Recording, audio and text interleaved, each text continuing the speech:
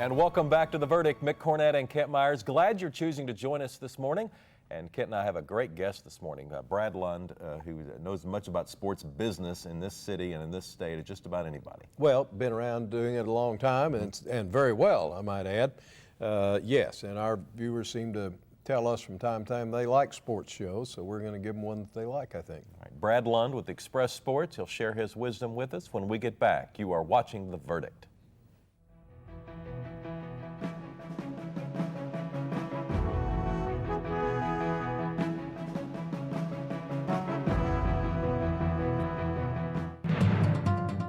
In driving rain, blistering heat, and bitter cold, 365 days a year, 24 hours a day, Chesapeake drills non-stop for natural gas on American soil. Chesapeake drills more new gas wells than anyone else, and from those wells collects the most drilling information and acquires more 3D seismic images, leveraging every efficiency to improve the odds of finding more natural gas every day with every well we drill. The better job we do of discovering bigger reserves of clean-burning American natural gas, the greater the prosperity of our nearby communities, our state, and our nation. And as long as there are more gas reserves to be found here in the U.S., we will never rest. Chesapeake. Natural gas wins the day.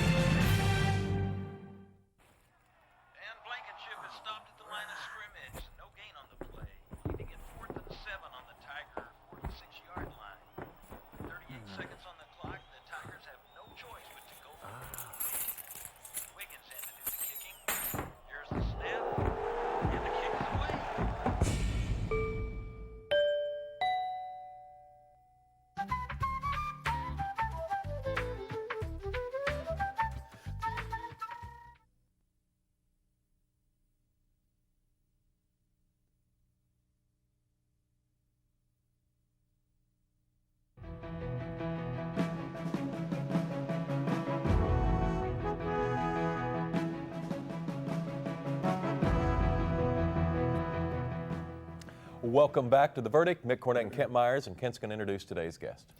We're very pleased today to have Brad Lund, the CEO of Express Sports, joining us for his first visit to The Verdict. Brad is a native Oklahoman, graduated from the University of Oklahoma, has been general manager of the Oklahoma City Blazer Hockey Club for about 16 years. He still serves on the executive committee of the Central Hockey League. He is involved in all kinds of sports activities here in Oklahoma City and elsewhere. This is his first visit to The Verdict. Brad, welcome. Well, I'm glad to be here. You know, the word "the verdict" kind of scared me. I mean, what am I really here for? So I guess I'm getting ready to find out. Well, raise your right hand. I'll do that. No. Your company, Express Sports, is involved in a lot of different adventures. Why don't you give us kind of a rundown of what Express Sports does, first of all? Well, we are the Oklahoma City Blazers, and that was our first company that we owned, and it's the company that we still own. And obviously, for those out there listening or viewing may know, the Blazers were in our 16th year in the Central Hockey League. I like to say on and off the ice, widely regarded as the premier franchise of all time.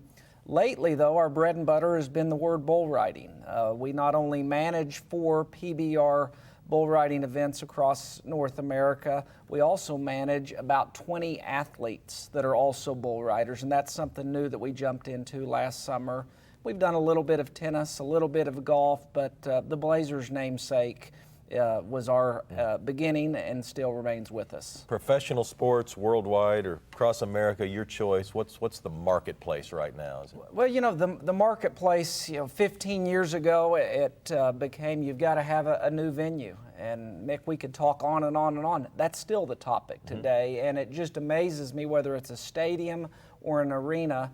Everyone I go to, there's something new. There's something that we need. There's something that we've got to have. I mean, that always will be at the forefront. But more than anything, what I've gathered, and I learned a lot of this when the Hornets were in town, it is a competitive entertainment dollar out there. So I'm a bit old school, even though I'm not that old. I still like old school athletics. I like to tip the ball off or drop the puck and see a great sporting event. But this day and age, it's hardcore entertainment, and if you can't entertain that fan from the time they walk in the door to the time they leave, you won't get them back. Are there more minor league sports than there were, say, 5 years ago? Actually less in hockey. You know, minor league hockey went just crazy in the mid and late 90s. I believe there at one time there was 124 minor league hockey teams. Now there's about 70 to 80, which brings the talent pool down, which makes the level of play just get better and better and better. But hockey exploded too fast in the mid to late 90s, and it's tapered off. And the Central Hockey League, how's The Central Hockey Leagues is strong and good as ever, and actually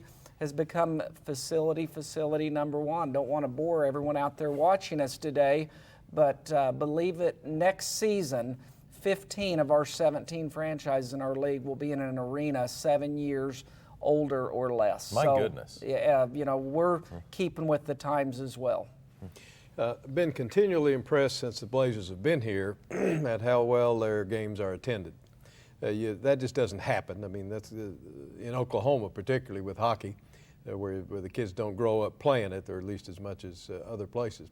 How were you able to pull this off to keep the Blazer attendance up like it is? You know, I was just on the way here speaking with one of my peers, and he said, "How did you draw over the weekend?" I said, "Oh, around 7,500 on Friday and 9,000 on Saturday." I was really disappointed, and there was a pause, and I kind of realized that I was talking with one of my peers, and I still have to pinch myself. We are spoiled. We do rank year after year anywhere from number 1 to number 5 in North American minor league hockey attendance. How and why? I mean, I think it really starts with the facilities. You know, we started at the Myriad, which is now the Cox Center, and then went to the Ford Center. So we've been spoiled in the fact that we've always played in a quality facility. You add Bricktown into the mix. So for the fan that wants to come 1, 2, maybe stay the entire period, they can come and go and have a night out versus just seeing a hockey game. And, you know, what I would personally take a little bit of credit for, although a lot of it's been on accident, our roster of players, our head coach, and my front office, it's been more like a college atmosphere. Minor league sports, a lot of times, the players become transients and they come and go, and the coaches are that way, and the front office is that way. My staff alone, just in the front office, average tenure is 10.3 years. In my front office alone, and that's unheard of. It's unheard of in a lot of big league sports, let alone minor league. Coach Sauter in his 13th year, and like I said, we've had players that'll play here, you know, 3 to 10 years. So we've created more of a collegiate atmosphere versus your typical minor league atmosphere. And then how can you not say just the hardcore loyalty of the fans? We've got about 5,000. They won't miss, regardless of the night of the week, the record of the opponent, or the weather outside. And so when you're starting with 5,000, you've got a leg up on the competition. What kind of experience did you have when the Hornets were here? Did you see any erosion of your attendance? Well, we stared at the ceiling a lot. But personally for me, you know, here I was, some big shot in my 14th year as the manager of this franchise with the answer to everything. I didn't have a lot of answers, but what I did have an answer for, as did our owner, Bob Funk, we weren't going to sit around and feel sorry for ourselves. We tripled our advertising. We doubled the number of promos.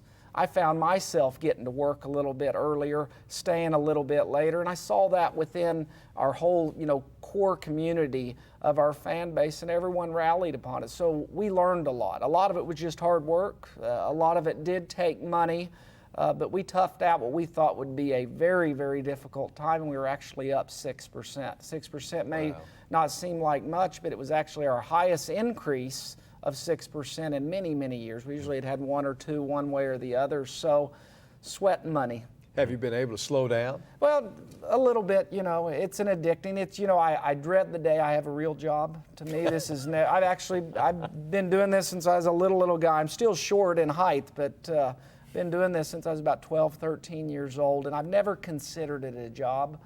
It's not a 9 to 5 structure. I've got a coat and tie on today just because I'm honored to be here with you all, but it's not a suit and tie business, and yet it's a 24-hour-a-day job. And you can't be hard-headed, which I tend to be at times, just open-minded, see what else is working in other markets, and we certainly spied on the Hornets and learned from their success. Division I athletics is another one of your competitors because they're out selling tickets to sporting events, and I know you used to work in the Division I industry also. Kind of explain where you think Division I athletics here is in 2008 and the last 10 or 15 years with that entity. Well, in relation to you asking about the Hornets' impact on the Blazers, I hate speaking on behalf of OU and Oklahoma State universities, and I think if their ADs were here, they would probably say what I'm going to exactly say. I think today even, the Hornets had more of a major impact on the attendance at both of those schools than it did the Blazers. Yes, OU and OSU didn't win 25 games last year. It doesn't look like they're going to this season either. Yet people saw a different basketball experience, and I definitely think it had an impact on the men's. It didn't have an impact on their women's. Both of them continue to rise and rise. But in general, I go into an OU football game. I see what they're doing with the Jumbotron, and they're buying a new Jumbotron. We know what is going to happen down at Boone Pickens Stadium in Stillwater. The theatrics that are involved in college athletics are now catching up with what we've seen for a number of years in pro athletics. In general, that would be, the biggest answer to your question there. We're interviewing Brad Lund today on The Verdict. Brad with Express Sports. We'll have one more segment when we get back.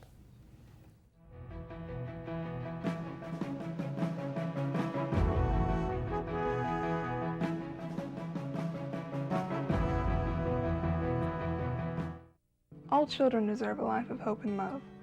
But sometimes they experience a life of pain, neglect, and abuse.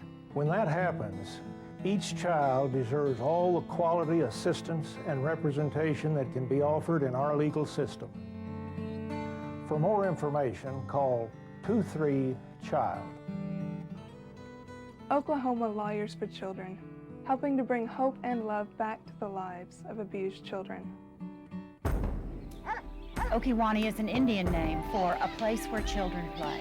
When we obtained the camp, we found a lot of oil debris left in the woods. We saw a commercial about how the oil and natural gas industry cleans up old oil well sites.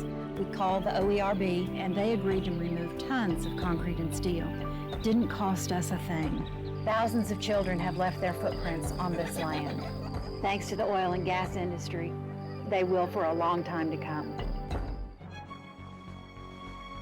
Wilsey, Meyer, Eatman, Tate. We're accountants.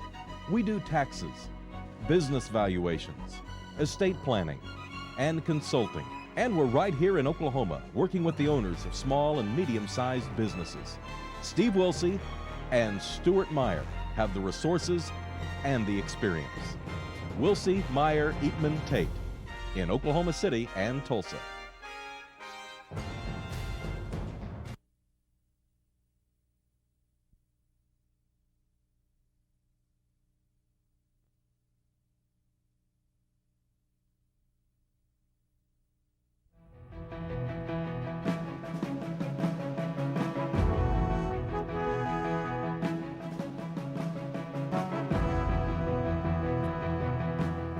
We're back on The Verdict. Mick Cornett and Kent Myers with today's guest, Brad Lund of Express Sports.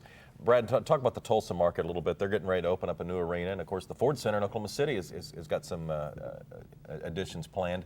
But let's talk first about Tulsa. What will the new arena do to the Tulsa market? I think it'll do more for the Tulsa hockey franchise than the Ford Center did for the Blazers. And you may ask why. We went from, at the time it was the Myriad, to the Ford Center. So let's say we went from a 7 to a 9.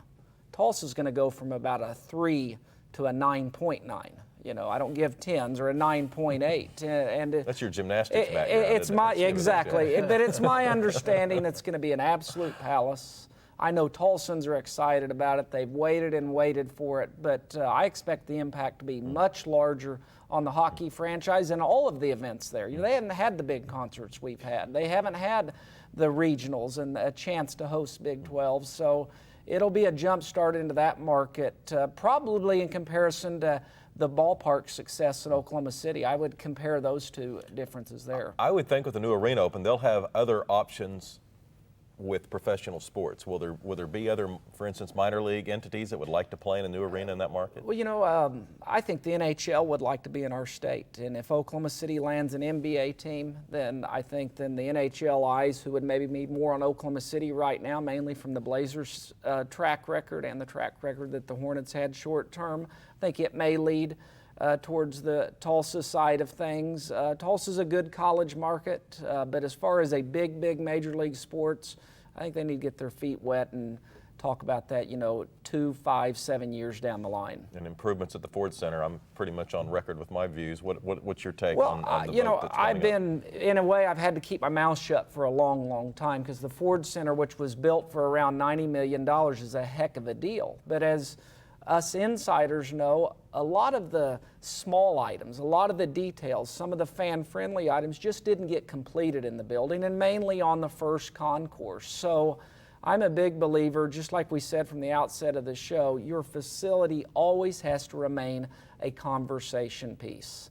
The Ford Center's never quite been a conversation piece. This added $100 million will take it to that next level, not only enable us to be home to an NBA or maybe even an NHL franchise someday, but give the Blazers fans something to be really proud of, and all of the different events. I've heard and read where it's only for the wealthy people that can afford an NBA ticket.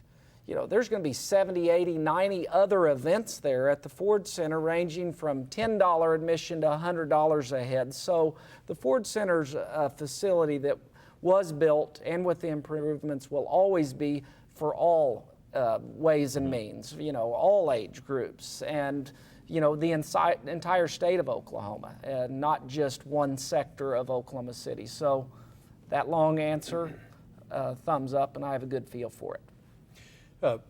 Brad, hockey's a pretty rough game, and lots Very of rough. rowdy stuff going on the ice from time to time. People being sent off the ice for various misconduct. But I don't see that translating itself into bad conduct in the community on the part of the Blazers players. What's your thought about that over the 16 years?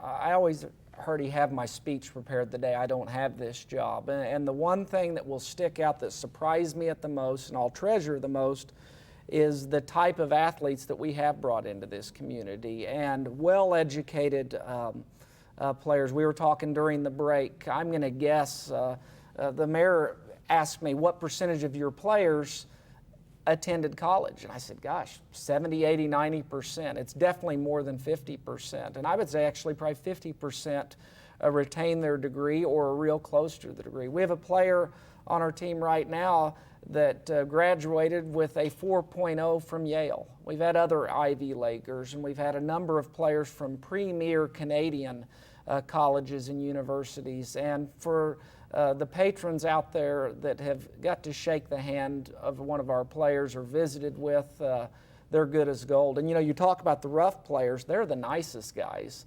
Those goal scorers that never accumulate a lot of penalties, they're kind of sometimes the ones that are more difficult to get along with or a little more rugged. So what you see on the ice is not necessarily the demeanor of the athlete. I know one of your big rivalries is Tulsa. Do you travel many fans from Oklahoma City to Tulsa when the Blazers are playing at Tulsa? Oh yeah, we both travel, and there's been times, back when we first started and had some key playoff games where there were over 600, 700, 800 going back and forth down the turnpike, and there's hatred between the two, yet there's also a lot of respect. Our hatred's more towards Wichita. That Tulsa-Oklahoma City rival, we kind of pull for each other. We want us both to be at the top, and it makes the games more compelling, but it's been a heck of a deal, and it was that way even in the 60s. Mm-hmm. How's the internet changed your job? Because you started before the internet was even in existence, and now it's really, I know it's changed really every business, but how's it changed yours? I was one that didn't want an email address for the longest time. I just had the guy that ran our computer until I saw how many I was getting. So it's a big part of it. I can't go to a sports seminar today where it's not about capturing names. We've made a 6-figure purchase 2 years ago just on software to capture names alone, to be able to send out reminders that there's a game tonight. We've got it broken down from the fan that's never missed a game to the person that signed up to win something at the fair. And so in our business, and we learned a lot from the Hornets as well. The internet's a big part of it. It's our #1 resource for selling tickets. You can print your ticket right off of the sheet of paper in your computer, and it's a big part of it. I was one of those naysayers that said, no, we're not going to spend money in this area. Now I just kind of keep my mouth shut and usually say yes. Express Sports seems to gravitate toward the rougher sports. I mean, here we go from hockey, which is a pretty rough sport, to bull riding, which I can't imagine anything being rougher than that. How did you get involved in professional bull riding? Bob Funk sat down with me about 3.5 years ago and said, I've just secured the rights, the Oklahoma City rights to PBR. I left the breakfast meeting not knowing what the words PBR stood for. Called Doug Sauter, he paused, he says, Brad, it's huge, it's huge, it's huge. Long story short, PBR is the fastest growing sport in the U.S. and is the 8th most popular sport in the U.S. And these are hard data. This isn't something that they dreamt up. We started with Oklahoma City.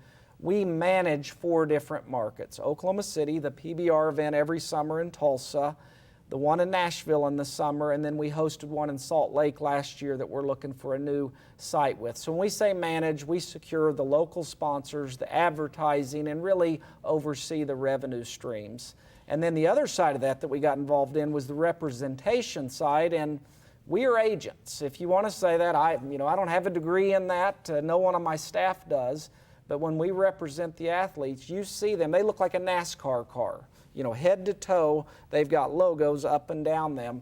That's what we do for them. We go out and sell the sponsorships and handle their appearances and the revenue streams that come with the respective athletes. How many bull riders do you work with? We have about 20 right now, 10 of the top 50 in the world. And is Bob or Express Sports involved in the stock?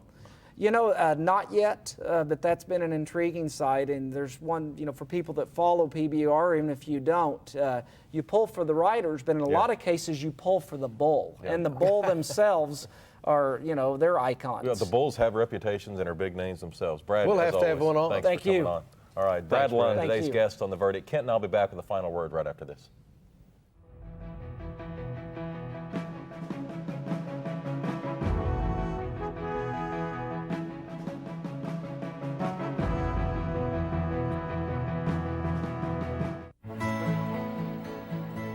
The good life comes naturally to Tulsa, where nature's beauty is matched with an eye for aesthetics.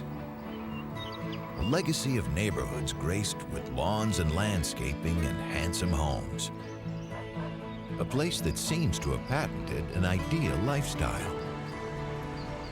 Bank First is loyal to the quality of life Tulsa assures its citizens, to the priority placed on education, culture, and growth. Loyal to builders who transform raw land into residential charm. Developers who see opportunity and add vitality to Tulsa's economy. Bank First serves both enterprise and private lives that need a loyal partner. It's how we help nurture this city's very good life. Bank First. Loyal to Oklahoma. Loyal to you. The Journal-Record is pleased to be a sponsor of The Verdict.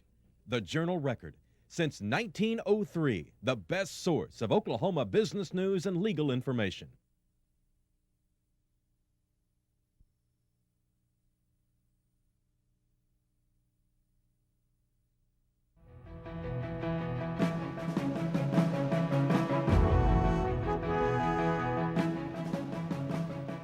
Welcome back to the set of The Verdict. Mick Cornett and Kent Myers wrapping up a show with Brad Lund. His company Express Sports operates the Oklahoma City Blazers minor league hockey franchise and also is a promoter for the PBR series in Oklahoma City. Yeah, can't be very many minor league franchises that have been as consistently successful as the Blazers, and Brad's been there from day one, 16 years now. He obviously, along with the rest of his staff and his ownership group, doing something right. City loves it, the fans love it, and just continues year after year. That's right. No, it's been extraordinarily successful, and Brad doesn't give himself enough credit. No. He's been the driving force behind that team's success for many, many years, and works with Bob Funk on a number of other sports business ventures, and they do well. The website where you can get more information about Brad or his team, the Oklahoma City Blazers, is at okcblazers.com. You You can drop Brad an email, tell him what you think, or if you'd like to send us an email, go to our website, theverdict.tv. That's theverdict.tv. For Kent Myers, I'm Mick Cornett. We'll see you next week on The Verdict.